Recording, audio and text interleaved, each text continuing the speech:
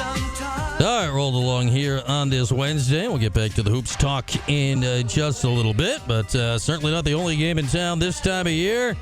Men's lacrosse, women's lacrosse already, go figure, here on March 13th, deep into their schedule, 7-8 games in for both teams. Men will next be in action against Delaware at a high school in Virginia on Saturday, and the women next in action Saturday at noon in the Dome. It's a top 10 matchup.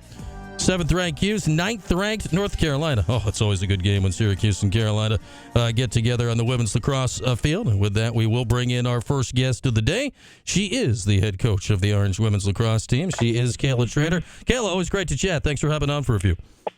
Yeah, excited to be here. Yeah, and man, you guys pack a lot into the opening month of the season here with your schedule. For those that maybe are just hopping into the lacrosse season, Kayla, what can you tell us about your season so far? You've played everybody under the sun. Where's your team at here about a month in? Yeah, it's been quite a ride so far. We've played against some really tough opponents. We like to open up, and we play some of the best across the country right away. And so here we are in March and learned a lot about ourselves, and we're excited. We have a huge matchup against North Carolina this weekend on Saturday in the Dome. Yeah, Carolina's coming up. That's noon Saturday in the Dome. That's always a fun game. And, I look at your schedule so far, Kayla, and you open against Northwestern on the road, dealing with the defending champs, and that's a tough loss. And you got a couple of overtime losses out there to Maryland and Stony Brook. But we know, these are all, very good teams, quarterfinal or beyond teams essentially every year. What do you learn about your team in, close down to the wire games like that early in the season? Oh, yeah. I mean, we've been able to learn so much about ourselves just because of the opponents that we've been playing and the type of games we've been in. And we've played in 2 overtime games already, and unfortunately we haven't come away with them. But, I think we're really prepared, and we're able to learn a lot. So it's been good, and we're excited about this next chapter of our season. Looking back to the end of last year and the transition to this year, it is a big transition, right? Losing the 2 Megans in Tyrell and Kearney that were both here for 8 million years, and obviously Tyrell literally scored more points than anyone in the history of the program. Kearney was your leading goal scorer last year. There are a lot of familiar faces on offense, but how much did you have to, reshape what you were doing this year without those 2? I mean, they were such huge parts of our program, and obviously Megan Tyrell is our all-time leading points here at Syracuse on the women's side, and Meg Kearney, led the country in shooting percentage last year and led us in goals. So they're just, phenomenal players, but that's the great thing about being able to coach at Syracuse is you get to coach so much talent, and every year you get to reload, and I think we've done a really good job recruiting and brought in some great players. So, each year is so different, but I think we have a lot of talented players on our roster this year as well. Yeah, you always have somebody waiting in reserve. We've certainly seen that over the years, and I think it feels like all the players that have stepped up for you, at least in the early portion of this season, we've seen them before, if last year or a few years. But now some players, especially I'm thinking Olivia Adamson here, are really thrust into a forward role this season. What can you say about Olivia and how much she's kind of taken over, a leadership and a front-facing role in the offense this year? Yeah, I mean, I think she's been great ever since she's been at Syracuse. She's just had such a great couple of years here, and she has been a little bit more of a role player in the past, and this year she's really had to step up and really lead our offense, and I think she's done a great job, and I just think she's going to continue to get better as we go. Looking back at the last couple of years, obviously last year so much revolved around Megan Tyrell. Who is your player this year? Push comes to shove, ball needs to go somewhere. Is it Adamson? Is it Emma Ward? Does it have to be somebody, I guess, like you had with Megan Tyrell in the past? No, I think that's the best thing about coaching this team right now is that it's really, we have a lot of depth on offense, and it could be anybody on any day. And I think that makes us really hard to guard and hard to scout. So I love where we're at with that. And, I just think it's great, and I think it could be any of them. We really have a lot of trust in a lot of different players.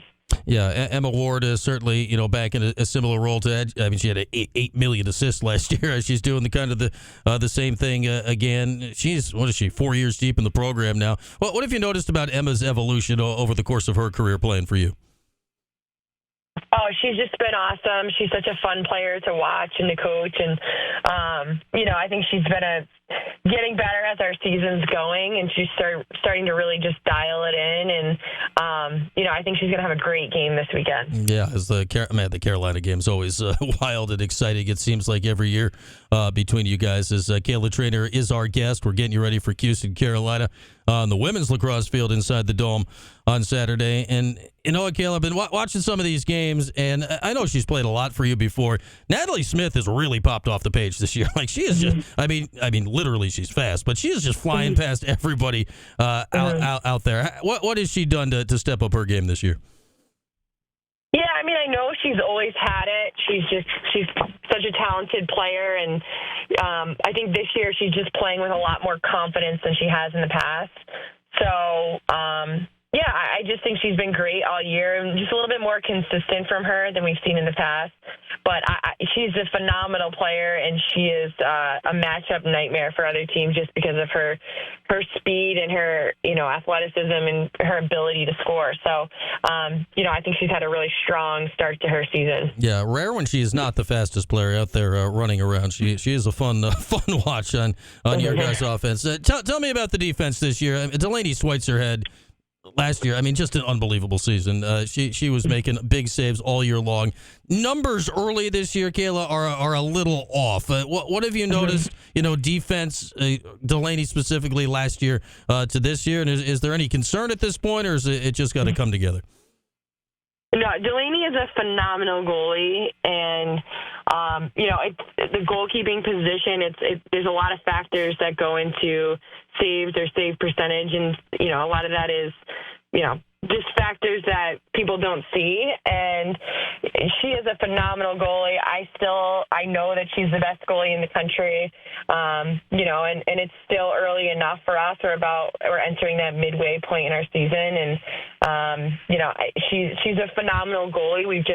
I think unfortunately we've put her in some tough situations. So I think there's a lot of factors that people don't see, but we have full faith and trust in Delaney. Kayla Treanor is with us, and what's your sense of women's lacrosse right now, Kayla? If you could back out and look at the country, we know that the game is growing like wildfire out there. You see a team like Clemson in your league, which is so young and has gotten to be a good and dangerous team already, and teams like that continue to pop up and grow. And I've seen their facilities, Maryland's facilities, like people are investing money in the sport and the whole thing. What's your sense of the sport right now as it grows nationally?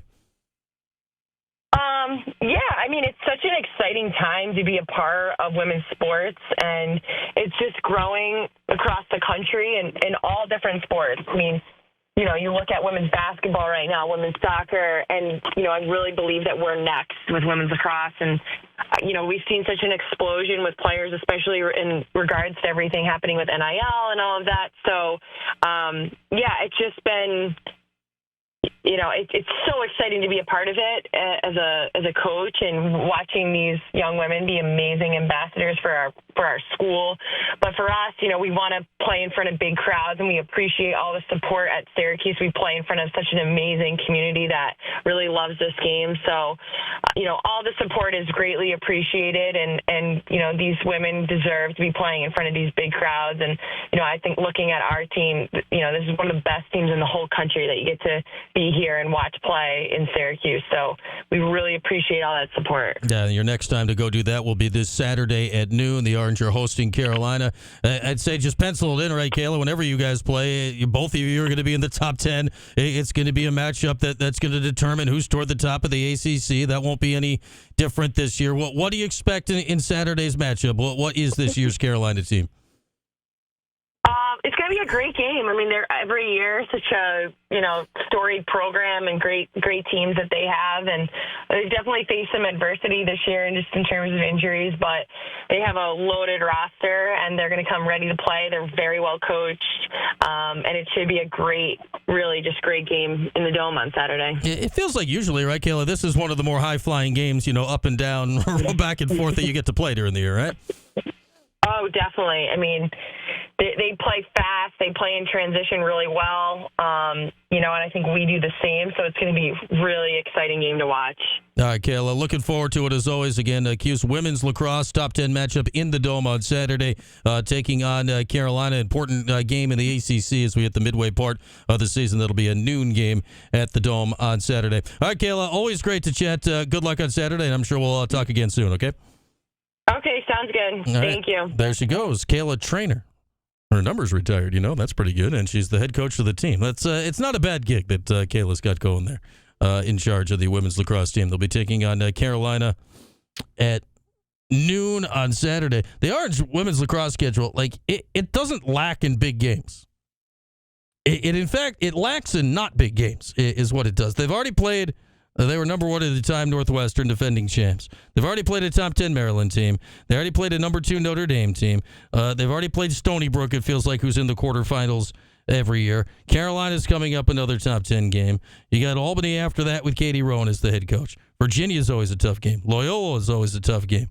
Scrolling down here a little bit, Clemson down the line. They have inserted themselves in one of their early years. And then Boston College, where Kayla most recently came from, is the regular season finale in Chestnut Hill. That's always a wild game.